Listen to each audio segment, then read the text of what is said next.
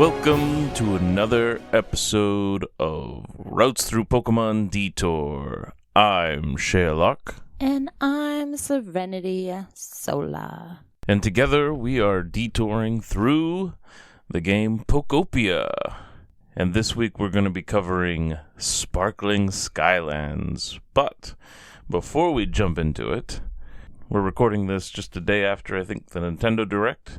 I just was super struggling to remember how to jump because I played Battletoads yesterday with Ruby, and I needed to jump a lot. And jump was, now I can't remember, B? I was always hitting the wrong one. And so I was like, why is A and B not working to jump? And I'm like, oh yeah, in this game it's the shoulder button. Yeah, what game was I trying to play not that long ago where I kept trying to jump? What was that? I kept hitting the wrong button, though. That's possibly one of my biggest peeves in this game is, like, I hit wrong buttons pretty regularly. That's just kind of how it is. Yeah. But I'll go to open a door, and I'll pick up a door. And then everyone in that house no longer has a house. And they're scattered to the four winds, and there's not an easy way to just get them back in their house. And that's actually, like, why on Skyland, whatever this is called, I was like, oh, I'll get that up to level 10 before we record. Well, I spent half my time trying to find people back because as I was rearranging their furniture to, like, get their home levels up, I kept taking their doors. And so I'd have to put their door back and then go find them all. And so my level kept going way down because nobody had a home. And I'm like, you have a freaking home. You just need to stay in it when I take your door for a hot second. Oh, yeah, when I did turn on your game while I was trying to do stuff, it did say the environment level went up. Oh, well, that's good, because it had gone down to 7 again. And it took someone else's hey, you door. completed this thing, and you completed this thing, and you completed this thing. Well, cool. It's back up to 8. Anyway, the Nintendo Direct was yesterday. Yes. And they had some Pokopia announcements, and the first thing was super exciting. They mentioned that, I think in August, there's going to be a free update to the game, and you'll be able to learn the dive move, which put a bubble around your head, so you can actually explore and even build underwater. What? Yep. That's fun. And then they announced that they're going to have DLC, or downloadable content. Oh, is that what the little DLC thing was yeah, when I turned and it's something there's a pass to buy. So there'll be 3 different things. 2 of them will be next year, but 1 will be in September, I think. And they only showed us what the first one will be, and that's a whole new area or island or whatever called, I think it's called, like, Bubble Bay, because a lot of it's underwater, or all of it is, or something. Interesting. Yeah. I was kind of hoping it was going to be some, like, Halloween Town thing. I mean, not necessarily Halloween Town brand, but, like, with leading up to Halloween or they Christmas might, or stuff they, like that. That they would probably just reserve for the events that they like to do, like the Hot Pip one and the Sableye one. Yeah, like those. Well, where you could collect the little dandelion stuff on the that was Dream an Islands. event? Yeah, it was for like a week or so. And then the Sableye one was all those red gems. And they would always be there to trade at the Pokemon Center for things. Huh. If you gave them those. I didn't realize that was an event. I thought that was just like a thing. I don't know. Yeah, it was some kind of event. So if they do any Halloween-themed thing, it would probably be during one of those. Okay, that'd be super fun, though. Like in Pokemon Go, I like it when the screen changes and the background changes. Like in the fall, when you go to catch a Pokemon. Oh, yeah. There's like haystacks behind them and stuff. I think that's really fun. I agree. Like, I love having everything on theme for the season. Like, hence my giant totes of decorations that slightly irk you down in the basement. Yes. If I don't have at least one full tote for the holiday, why even bother? So it's really nice when stuff like that automatically decorates. So yes, I like that. But yeah, along with the island, then there'll be new furniture and things like that, as well as some more new Pokemon that we can get. Oh, that's fun. Yeah. So I'm really excited about all that. And knowing that there will be 2 more updates down the road, too, is exciting. So yeah, as long as this stays popular, There's no reason not to keep adding on to Yeah. it. Well, it's just funny because last time we recorded, you talked about how it's sort of an infinite game, but it's even more so because they're even adding more stuff into it. Yeah. So, yeah, I'm really stoked about all that. I couldn't wait to tell you. I had to wait till we got on microphones. All right, but I guess we can start our exploration of Sparkling Skylands then. This has been one of my favorites. Yeah, as soon as I saw it, I'm like, whoa, this is cool. I like the color scheme of it a lot. The Yes, color that's of what the I was grass, going to say. The color of the pink grass. Like, it's just pretty. It really is. Yeah, there's the pink grass and then like the normal grass that's there too, that like palish green, teal or something. Mm-hmm. I love it. Yeah, I'm a big fan of Sparkling Skylands. And this one is based off a region of like a couple regions of the game, I think. Because there's that place with all the fancy flooring, you know? And there's a hole in it, and if you go down there, there's that cave which has some like rocket headquarters stuff. Yep. And I thought that was cool because in the actual games in Celadon City, there's a place called the Game Corner where people gamble and stuff. Okay. And Team Rocket's headquarters is hidden underneath. So that's what that place was supposed to be, the Game Corner with the Team Rocket headquarters. Okay. But then you can also find stuff related to the Psychic Gym, which is Saffron City, which is really close to Celadon City, so it makes sense that they're together in this island. But in the games in Celadon City, there's two gyms, sort of. There was a fighting gym and a psychic gym, but you can only get a badge from the psychic gym because supposedly years before they beat the fighting gyms for the rights to be the main gym or something. Okay. But there's a fighting dojo place in Sparkling Skylands as well. You have a whole thing where you have to build that elevator and get up there. Do you remember all that? Mm-hmm. Yeah. So the fact that they've included some of those little parts too was really fun. I like all the different areas that are like semi-connected. I hate load screens. They're the bane of my existence. Yes. and I like that I can go explore a lot of places without having to load anything. And now that I have Glide, and now that I have Magnemite, I can do a whole lot more of that. So that's really cool. You know what a dry flavored food is? I did at one point because I looked up which things made things dry and not. Because I feel like bread is pretty dry, but I don't think that they say that.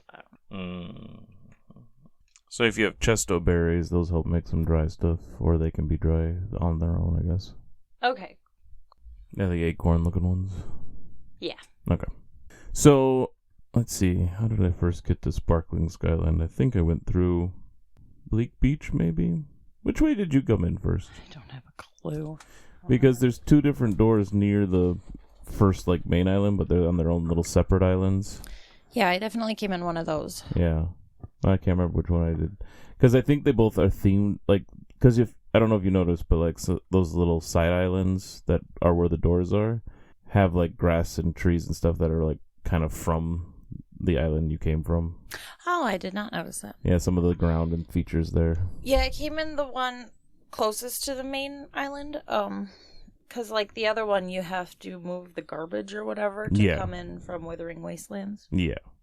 Yeah, we both either came from Rocky Ridges or Bleak Beach. I think Bleak Beach because I was struggling so hard with that one. And I'm pretty sure after I cleared that, then I was able to get to Skylands. Anyway, yeah, you get there, and then you have to cross over and to where the Pokemon Center is and all that stuff. And there's a lot of bouncing around to the different islands using like lifts, and this is where we get Dragonite, so we got to learn how to quote-unquote fly, which for us was just gliding. Yeah. I was kind of confused for a second. I was like, for us, like, is there another version where it's not? But I think Yeah. Well, Dragonite flies, and we learned to fly. Yeah, but really, we just learned to glide. Yeah. Following the style. Okay, so you have seen my apartment complex. Yes. I basically built, it's a house And inside, I placed blocks along the ground to break the house up into 4 quadrants. And then I put a door on each quadrant, and now they're each their own home that can hold 4 Pokemon.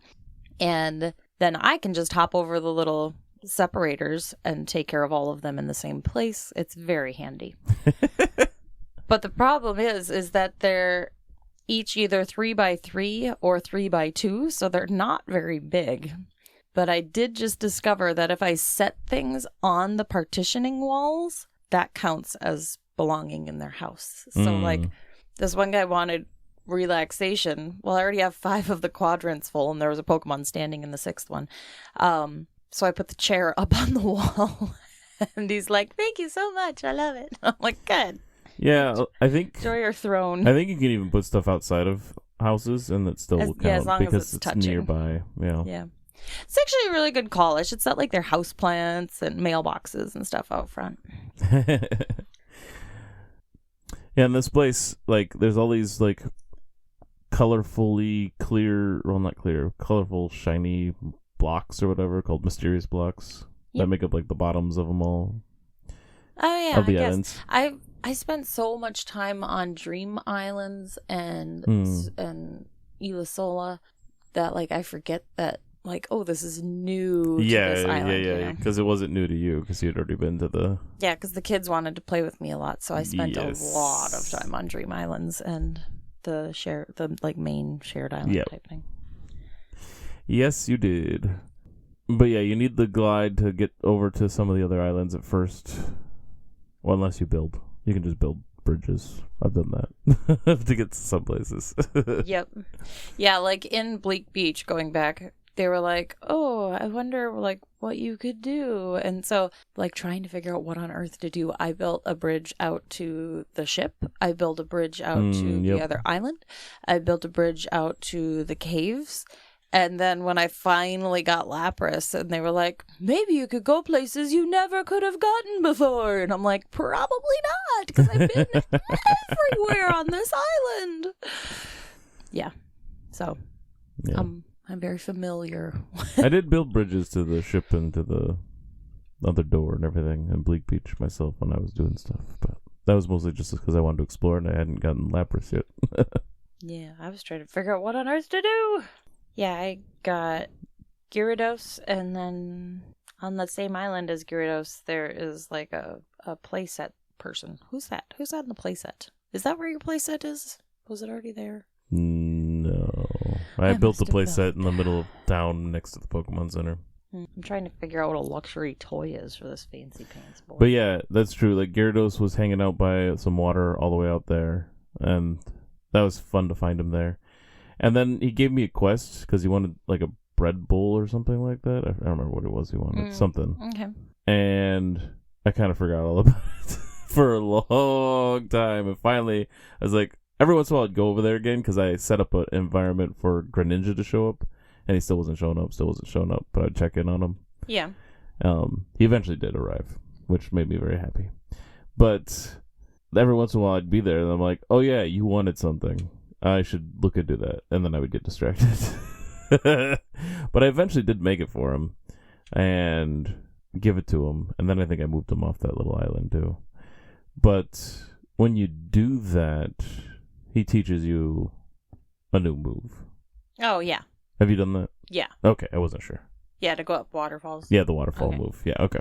I thought you were giving me new information, and I was like, I didn't what? know if I was or not. I thought I already did all this, and now you're looking at me like you're revealing something, and I'm Actually, I was looking at you. I'm like, "Ooh, should I have said that if I spoiled something?" Don't want to make that mistake again. No. Well, I'm such a space person, and then you were like, "Oh yeah, random spoiler I'm gonna throw at you." I'm like, what? Stop that. But yeah, after the Poke Center Island, there's an island that's off to one side that's big, has a big skyscraper that needs to be built. Then there's the one with like a cityscape basically. But then there's one that's just like there's a big junk tower, and we need to go there to meet Tinkaton, who then helps us, or we help them build the skyscraper. Yeah. which was kind of the main story part of this one, is doing that. Yeah. And then it was nice to find Tinkaton because I would have her build other things instead sometimes because she sped up the time. Which I did not realize on my own. You mentioned that, and I was like, Yeah. oh, that's cool. So yeah, Tinkaton's really helpful for building a lot of the things. But yeah, when we get the skyscraper built, the legendary Pokemon we meet here is the Mewtwo. How do you keep track of all this? Are you taking notes, or do you just remember these things? I just remember. Jeez, I do take notes for a lot of other things, or write them down later. I don't take notes while I'm doing it. But this, I just remember. I don't understand how you remember all. I don't understand how you don't. You're like, how did you get there? Which one did you find? Did you do this mission? And I'm like, oh, I don't know what happened. Where am I? And then I remember after going to the doors from Bleak Beach and Rocky Ridges to get here, I'm like, oh wait, there was still a door in Withered Wasteland. I wonder where that goes.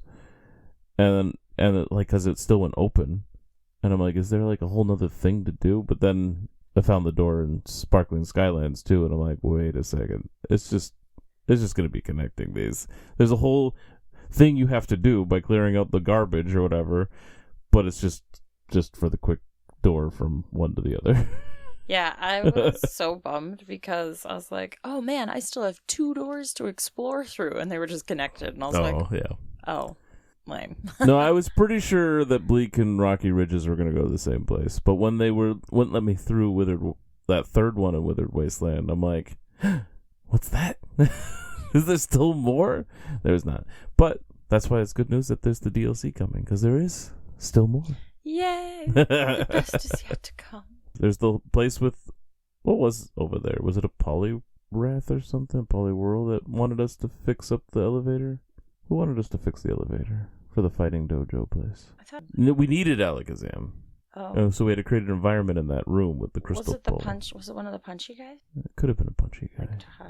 No, he was over by the waterfall. Yeah, Tyro guy had to make an environment for him. I think it could have been Poliwrath, because Poliwrath is more than just a water Pokemon. He's a water fighting Pokemon. Oh, yeah, the one with the swirl on his belly and the scowly eyebrows. Yeah. Yes. Okay, so it was him. So yeah, there was that thing. And then there's all these like underground areas in some of those floating islands too, with like the sewer systems and stuff, basically. Sewer system? Yeah, you can go in the manhole on right next to the skyscraper and go down there, but there's also just some more pipes and stuff if you're really exploring deeper in, like through the middle of that skyscraper one for sure. Oh, really? Yeah. I don't know if I've done too much of that. Yeah, so there's some fun little areas to explore there. And I also created like a fun little cave house underneath in the Pokemon Center one for those that like the dark. Yeah, for my dark ones, I went on the like first island, the Pokemon Center island, you know? Yeah. So if you leave the Pokemon Center and go over to the waterfall area, there's like a little cave area to the right of that. And in there, I hollowed a lot of it out and put a gate across it, like a fence across it, so that is its own little environment in there. Nice. Yeah, I know they can't see online, but like, look. Oh, that's pretty. Has the iron gate. Yeah, originally I had a Pokemon that's like, oh, it's too bright. So I just built like a dirt house right there on the island with no windows or anything and no lights in there. But it wasn't really good enough, apparently. And I ended up moving other things in there that didn't like it being dark. I'm like, how about I just go dig a cave for you? And this was one of the first places I got a ghost Pokemon with like a television screen. And it was so fun because the screen goes fuzzy to let you know that there's a Pokemon there because it's not shaking grass or a shaking garbage can or whatever. And normally the screens are like just blue. Yeah. But this one got all snowy. And then like out of Poltergeist or something or whatever. Is it Poltergeist? I don't know, one of those movies. Like the Ring kind of. Oh yeah, kind of like the Ring. Yep. I've had a few more ghost Pokemon come that way too.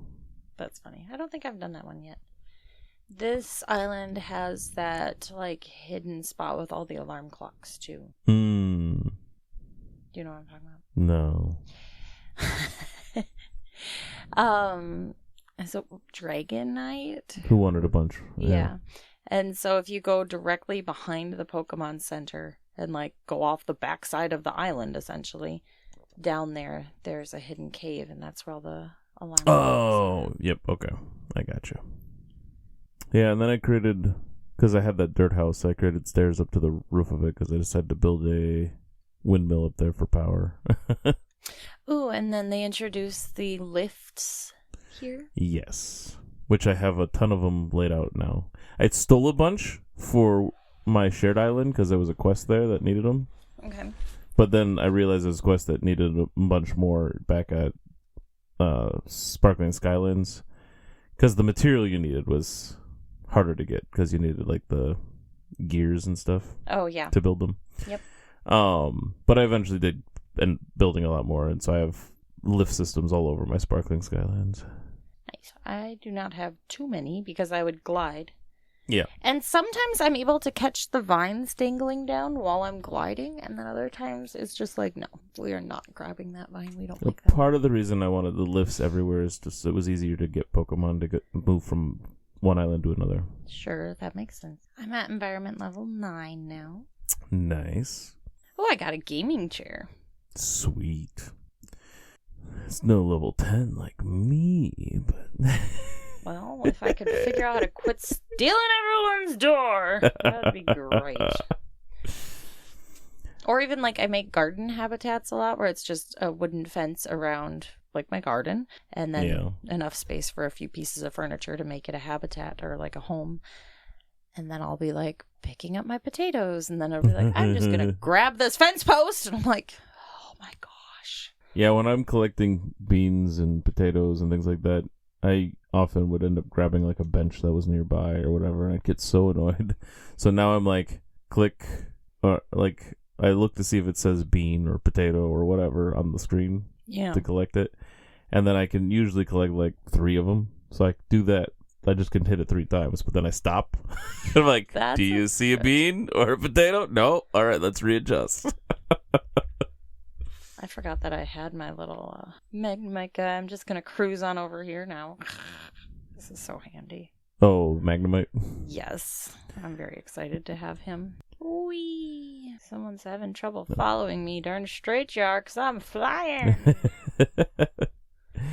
But then when the skyscraper was done being built and all fancied, which I still haven't fixed the stairs in the back, because they only fixed the floors. They didn't care about the stairwell and the they outside. Don't want it to be up to code. They don't care about that. Well, they have an elevator. They don't care about the stairs. I don't think elevators get you up to code. Probably not. Need an emergency exit. But on top of the skyscraper, there's like pillars and stuff or whatever. Not a full roof, but I built a bunch of ground up there. Okay. And built a house up there, so that's the home for me when I go to Sparkling Skylands. Oh, nice. So I'm at the highest point in Sparkling, like by far. So I can just glide to wherever I want to be. It's kind of fun. Alakazam, why don't you come live over here? But when we finished the Mewtwo mission here, that's when like we kind of almost completed the story, but there was one thing left to do, and that was finish all those Team R, as they called themselves, missions to do back on Withered Wasteland, where like that computer thing would be like, "Oh, send these things down to us," or whatever. Say that again. What? After doing the Mewtwo thing, if you talk to like Tangrowth and stuff, they're like, "Okay, well now you should try to finish all those Team R requests back on Withered Wasteland." Okay. It's by the beach. There's that thing where it's like, hey, send these things down. And then eventually they wanted a bunch of power and all that stuff. Yes. Okay. Yep. So that was the point where it's like, okay, if you haven't worked on these, work on them. And if you already partly worked on them, finish them. That's your new mission. Yes. So we do that. And throughout the game, there was little clues and stuff of things going on. Like, there was some hacker that had a bunch of reports, and they realized that there was danger and stuff like that. So they tried to use their organization to help out in the end. And then you learn that a bunch of people went to space and all this stuff. Yep. So, like, I didn't completely connect the dots, partly because it was few and far between with the notes and everything, and I would get distracted with all the quests and things to do, like all the requests of the Pokemon. So when it got to the end, when you're filling in those things for the Team R to join or whatever they want, and eventually they want you to put a picture in and they send that rocket into space, like it's actually a rocket that's sitting there the whole time. Yep.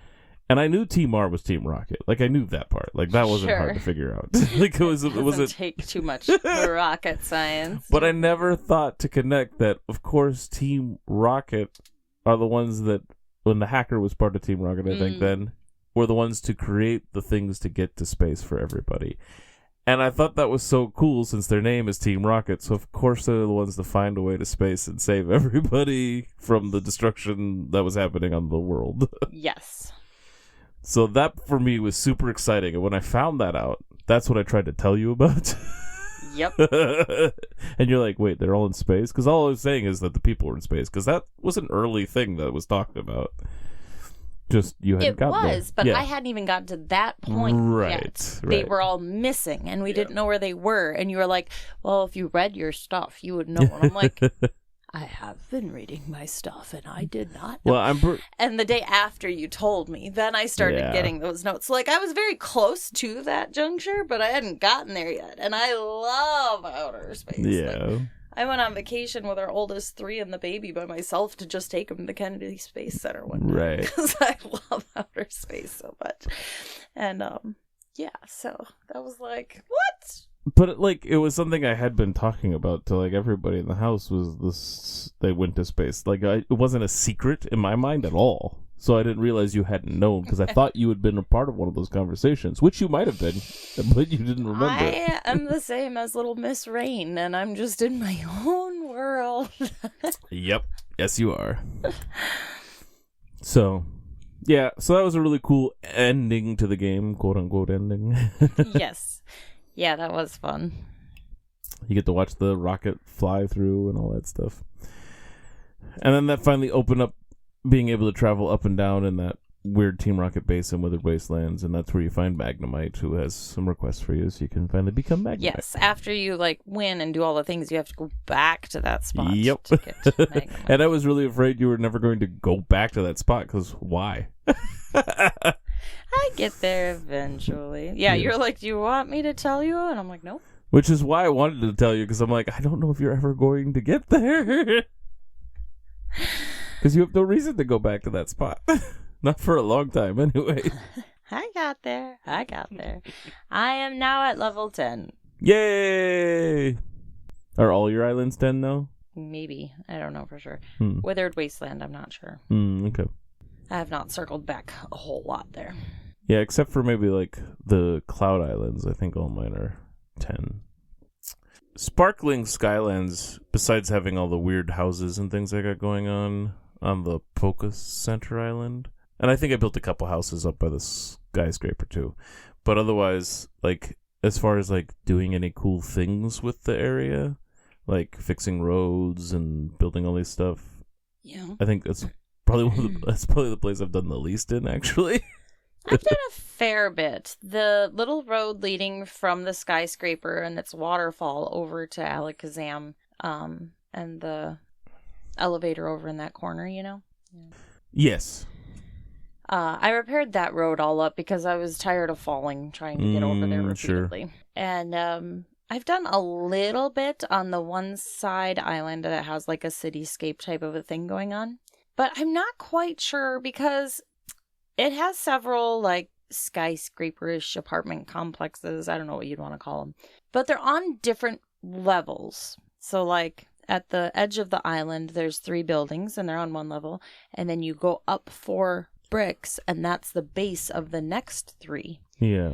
And I don't know how to make the road smooth. I'll just have to put stairs in there or something. Yeah, that's a good point. The roads can't be just... Yeah, there's not asphalt stairs or ramps or... I don't know. It's kind of okay, whatever. But I'll probably just do stone staircases or something there, I'm thinking.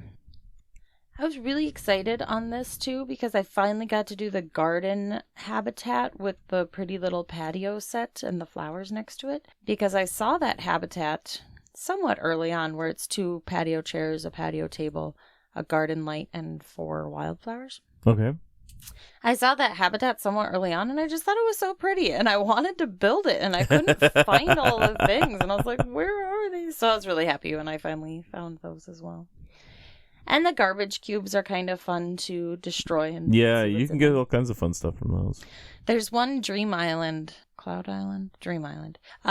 where there's just a giant tower of trash. Yeah, it's the same place where you get all the mysterious blocks, I think. And the kids really like that one because they like looting it and seeing what they can find and all that. Yeah, I think that's the Sky Island, like Sparkling Skylands themed Dream Island, because all the Dream Islands have kind of a theme based off of the regular islands. Sure.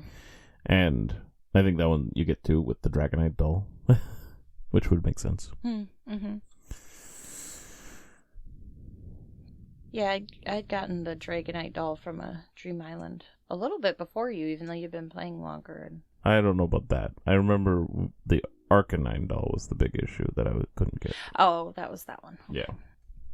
Yeah, I think I got the Dragonite kind of early, actually. Okay, sorry. I really needed Arcanine because I wanted to get gold. I don't know what anything's around here. It's a miracle I made it this far. And I'm so excited we'll get to have a new place to explore in the fall. Yes, that should be fun. Is this our last one? What? Is this our last recording? So this will be our last episode for the summer of Pokopia. I plan to do some more recordings because we can go over our shared islands and maybe kind of cover some of the Cloud Island stuff we've been doing. Okay. But then, obviously, we'll want to cover the new place as well. Obviously. Eventually, anyway. So, yeah, I plan to have some more Detour episodes for Pokopia, but this will be the last one for the summer.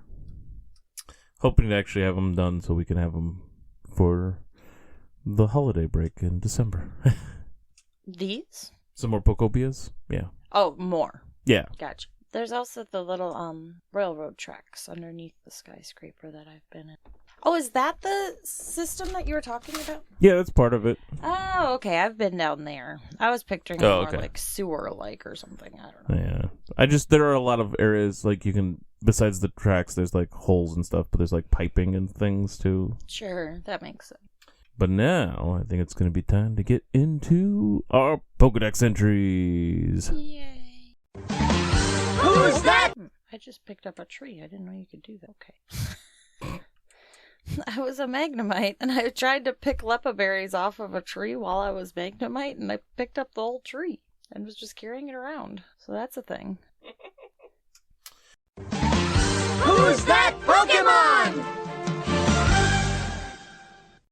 Gyarados, number 46. Oh. Once it appears, it goes on a rampage. It remains enraged until it demolishes everything around it. It's like a toddler in need of a nap. It's an atrocious Pokemon. Yep.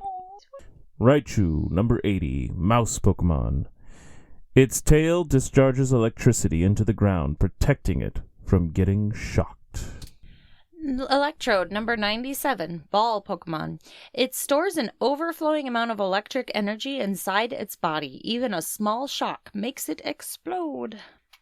Number 137, Cinccino. Scarf Pokemon. Its body secretes oil that this Pokemon spreads over its nest as a coating to protect it from dust. Cinccino won't tolerate even a speck of the stuff. Number 139, Charjabug, Battery Pokemon. From the food it digests, it generates electricity, and it stores this energy in its electric sac. Number 145, Tatsugiri, Mimicry Pokemon. And we have the curly form. Tatsugiri is an extremely cunning Pokemon. It feigns weakness to lure in prey, then orders its partner to attack. Sounds like a raptor. Then we have Droopy form. This Pokemon tricks its opponents by playing dead. It is small and weak, but it uses its smarts to survive. And Stretchy form. It's one of the most intelligent dragon Pokemon. It camouflages itself by inflating its throat sac. Not sure how that camouflages, but okay. Do you think beards would be considered camouflage for a throat sack? Well, like frogs, they do that to be like, hey, lady, look at my big throat sack. And then men are like, look at my beard. And I'm like, ooh, yeah, baby. It's to cover it up or being modest. Oh, I think it's just to make it look like you have a big furry throat sack. Number 170, Pupitar. Hard shell Pokemon. Its shell is as hard as bedrock, and it is also very strong. Its thrashing can topple a mountain. Much stronger than sheetrock. This is the same Pokemon that they said that about, though, I think. What? Who on earth put in that their shell is as hard as sheetrock when they meant bedrock? They probably changed it because they realized, oh, wait. Like, I know sheets and beds are related, but come on now. Yeah, I recall making fun of that in the past. Number 189, Raboot. Rabbit Pokemon. Thanks to its soft and fluffy fur, Raboot can easily heat up its fire energy and produce flames with more power. So sad, because, like, I got Raboot, but he's on Withered Wastelands. I didn't have him when we did Withered Wastelands. Yeah, we'll have to circle back around for some of them, because I have new Pokemon there, too. So. I know, but, like, some of these I don't get to do, and I'm like, I like that one. 204, Glimmora, or Pokemon. When this Pokemon detects danger, it will open up its crystalline petals and fire beams from its conical body. Number 207, Vulpix, fox Pokemon. From its mouth spew flames that seem to resemble the spirits of the deceased. Some people mistakenly think this fire is a ghost. Ooh. Number 210, Poliwhirl, tadpole Pokemon. Its 2 legs are well developed. Even though it can live on the ground, it prefers living in water. Number 211, Poliwrath, tadpole Pokemon. The muscles it has developed through swimming are thick and powerful. When it lands a square punch, it can turn huge boulders to dust. So Jadefire is at an all-summer summer camp right now. Yeah. And he has biked 20 miles to and from work, like 10 miles there, 10 miles back. 12 miles. He would correct me if he was here. 12 miles there and 12 miles back. And he has run, like, he ran a 5K the other night, and then he came back for me because I'd only done 2 miles pushing the triple jogging stroller. Yep. And he took the triple jogging stroller and ran a 4th mile with it to finish it up for me so I could run my last mile without the stroller. So, like, he is a tough boy, but he's at the summer camp and he's training to be a lifeguard. And he's like, my shoulders are killing me because you don't do a ton of shoulder work in biking and running, you know? So, yeah, swimming, it does beef up the top half like here with Poliwrath. That was my point. That was a long way to get to the point. But I was like, what are we talking about? I'm getting there. You're talking like I do. Number 213, Abra, Psy Pokemon. It uses various psychic powers even while it's sleeping, so you can't tell whether or not it's awake. Number 214, Kadabra, Psy Pokemon. It possesses strong mental capabilities, but its psychic powers are halved when it's not holding a silver spoon. Number 215, Alakazam, Psy Pokemon. A Pokemon that can memorize anything. It never forgets what it learns. That's why this Pokemon is smart. Hey, memory and smarts are not necessarily connected. This is why I'm smarter than you. Just kidding. 218, Porygon, Virtual Pokemon.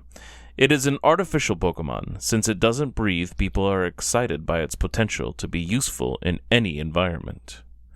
Number 219, Porygon 2, Virtual Pokemon. This artificial Pokemon evolved thanks to cutting-edge science. It sometimes displays behavior that is not in its programming. Number 221, Dratini. Dragon Pokemon. It is called the Mirage Pokemon because so few have seen it, but its shed skin has been found. It's like our basement. Do we have Dratinis living in our basement? Yes, they're not snakes at all. Jeez, those snake skins scare the daylights out of me. Very glad we've only seen like 2 snakes in the basement my whole life. They just come in to shed their skin and then they go off again. Yeah, they just want to drop it off and then they leave. That's what they do. It's the Midwest. There's nothing dangerous living in our basement. It's fine. They're just They're startling. not dangerous snakes, yeah. No, they're not. But they sure as heck are startling. Like that one with its skin hanging over the pipe when I reached up to turn off the pipe. And, I reached up to turn it off, and the gust of wind from me opening the door made the snake skin waggle at me, so I thought it was a real snake as I'm reaching up. Oh, gosh. I almost had a heart attack on the basement floor. Anyway. At least they're not hypnotizing you. The Dratini. Well, maybe they are. Maybe it was a real snake, and they were making me look like... Making it look like they were... I always think of the old Jungle Book cartoon. I'll just say we have Dratinis in the basement. I like it. Number 222, Dragonair, Dragon Pokemon. They say that if it emits an aura from its whole body, the weather will begin to change instantly. Number 223, Dragonite, Dragon Pokemon. It can fly in spite of its big and bulky physique. It circles the globe in just 16 hours. I think it's fast. No joke. It takes like 17 hours just to get to the other side of the world for a plane.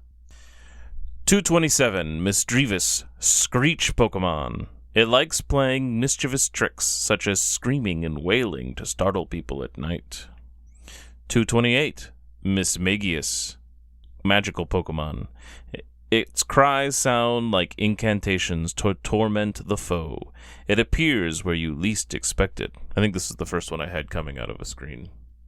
Oh, okay. Number 229, Girafarig, Long Neck Pokemon. Girafarig's tail has a small head. It instinctively bites at any foe that approaches the Pokemon from behind. Number 230, Farigiraf, Long Neck Pokemon. Now that the brain waves from the head and tail are synced up, the psychic power of this Pokemon is 10 times stronger than Girafarig's. Number 233, Gardevoir, Embrace Pokemon. To protect its trainer, it will expend all its psychic power to create a small black hole. Aw, cute little black hole. Destroy everything! To protect its trainer? Like, do they want them caught as a string of spaghetti stuck forever at the eclipse point? Eclipse point's not the right word. What's that? The event horizon. Do they want their person to be forever stuck at the event horizon? I don't think that's protecting them. 234, Gallade. Gallade? Blade Pokemon. Because it can sense what its foe is thinking, its attacks burst out first, fast, and fierce. I think it's probably Gallade, because I think it's supposed to be like Gallant. Gallade. Gallade. Gallade.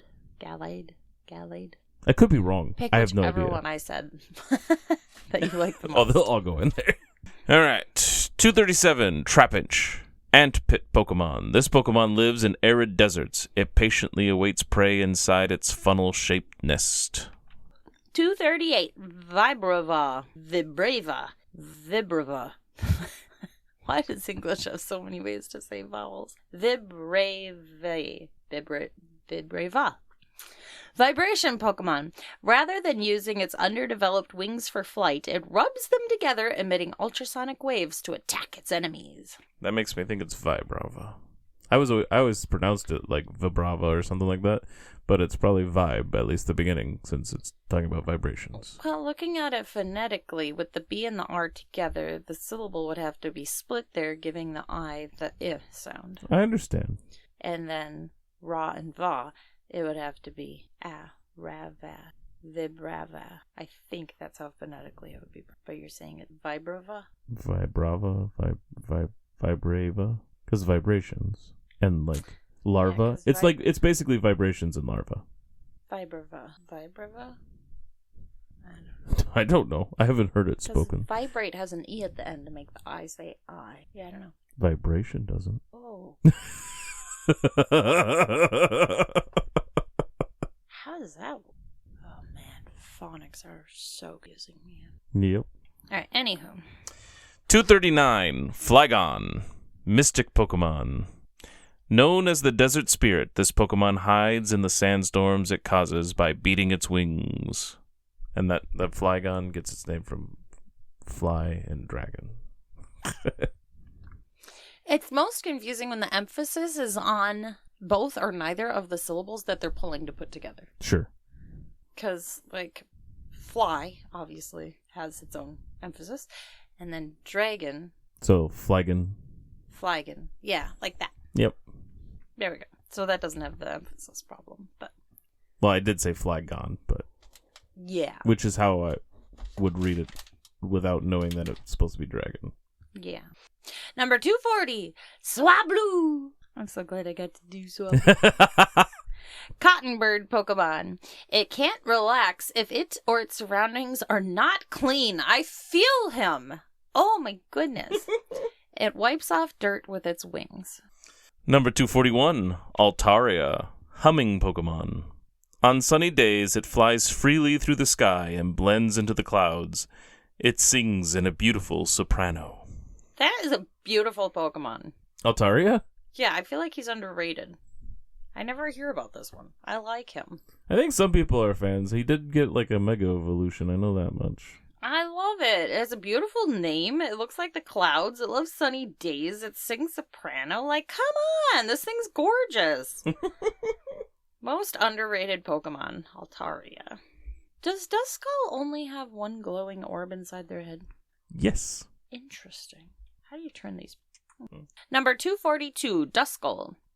Requiem Pokemon. In the dead of the night, these Pokemon wander through towns in search of children whose vital energy is a Duskull's favorite food. That's fun. Number 245, Beldum, Iron Ball Pokemon. The magnetic force generated by its body repels the ground's natural magnetism, letting it float. Number 246, Matang.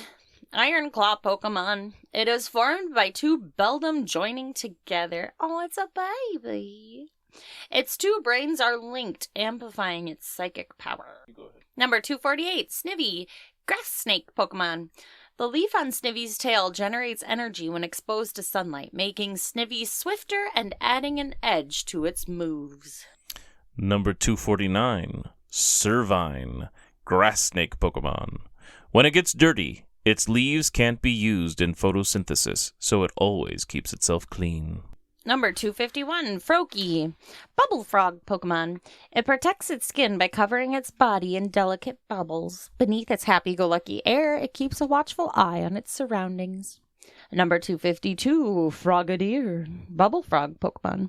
The tips of its fingers and toes stick firmly to vertical surfaces. Frogadier can scale skyscrapers with ease. Why didn't we get his power? That's kind of fun. You could, climb up walls. That'd be awesome. That would be fun. Number 253, Greninja, Ninja Pokemon. It makes shuriken out of mucus excreted from its thighs. Oh, okay. These shuriken can cut cleanly through steel cables. What are shuriken? Ninja stars. So it makes ninja stars out of its mucus and throws them around? That's pretty gross. I love this Pokemon. Needs to clean that up. Biohazard. Well, do you see his scarf? Yeah. That's his tongue. Oh. Needs to pull that in.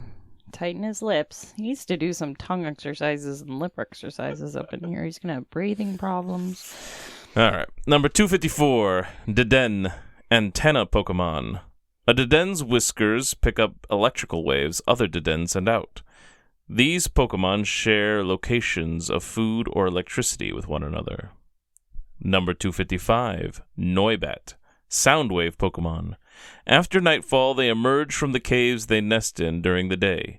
Using their ultrasonic waves, they go on the hunt for ripened fruit. Number 256, Noivern, Soundwave Pokemon. Although it has a violent disposition, if you give it a nice ripe fruit that it loves, Noivern will suddenly become tame. Number 257, Rookidee, Tiny Bird Pokemon. This Pokemon is brave and reckless. The white markings around Rookidee's eyes intimidate faint-hearted Pokemon. Number 258, Corvisquire, Raven Pokemon. This intelligent Pokemon will quickly learn how to use any tool it can hold in its beak or its talons. Is that the evolved form of Rookidee? Yes. That's so fun. Yeah. I like that. Rookidee was one of the first Pokemon we caught in Sword and Shield when me and Rosella were playing through it, and it was near the beginning of the game, and she got a shiny one. That's why it's one of her favorite Pokemon now, the Corviknight, which is what it evolves to in the end. Number 259, Corviknight, Raven Pokemon. Although its wings have partly turned to steel and become heavy as a result, this Pokemon flies through the skies with ease. Go ahead. Number 260, Droopy, lingering Pokemon. In the evening, groups of Droopy will fly at high speeds over the ocean and poke at Pokemon in the water for fun. Number 261, Dracloak, caretaker Pokemon. This Pokemon flies around at over 120 miles per hour. If a Dracloak is defeated in a battle, its Droopy will wander off without a second thought. Number 263, Sprigatito, grass cat Pokemon. Its fluffy fur is similar in composition to plants. This Pokemon frequently washes its face to keep it from drying out. I think this one's adorable. I love Sprigatito. So cute. Number 264, Floragato, grass cat Pokemon. The hardness of Floragato's fur depends on the Pokemon's mood. When Floragato is prepared to battle, its fur becomes pointed and needle-sharp. Number 266, Wattrel, Storm Petrel Pokemon. Petrel? How do you say that? It's not Petrel, I think it's Petrel. Petrel. It's not the O, it's a Petrel. Oh, Petrel? Yeah, Petrel Pokemon. Storm Petrel Pokemon. These Pokemon make their nests on coastal cliffs. The nests have a strange crackling texture, and they're a popular delicacy. Number 267, Kilowattrel, frigate bird Pokemon. Watch your mouth. This is a family show. It uses its throat sac to store electricity generated by its wings. Is that what you're doing with your throat sack over there?